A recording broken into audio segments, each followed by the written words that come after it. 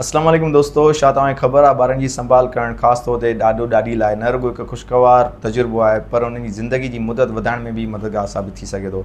ॿारनि सां वक़्तु गुज़ारणु ऐं उन जी संभाल करणु न रुॻो तव्हांखे जज़्बाती सुकून फ़राहम करे थो पर तव्हांजी ज़हनी ऐं जिस्मानी सिहत लाइ बि फ़ाइदेमंद आहे। हिकिड़ी तहक़ीक़ थियल आहे जेका 17 साल ते मुश्तमिल आहे। उन में इहो साबित थियो आहे त उहे बुज़ुर्ग जेके पंहिंजे नवासनि ऐं पुटनि सां वक़्तु ऐं उन जी संभाल वग़ैरह कंदा आहिनि उहे वधीक था जीअनि उन जे मुक़ाबले में जेके पंहिंजे नवासनि ऐं पुटनि सां वक़्तु ऐं उन जी संभाल वग़ैरह नथा कनि। जिस्मानी ऐं ज़हनी फ़ाइदा कीअं था थियनि उहो ईअं त जॾहिं बुज़ुर्ग ॿारनि जी संभाल वग़ैरह कंदा आहिनि त उन जा जेके दिमाग़ आहिनि उहे काफ़ी एक्टिव रहंदा आहिनि ऐं डिमेंशिया ऐं अल्ज़ीमेर्स जहिड़ी बीमारियूं जेके यादाश्त बीमारियूं हूंदियूं आहिनि उन जा ख़तरा काफ़ी घटिजी वेंदा आहिनि।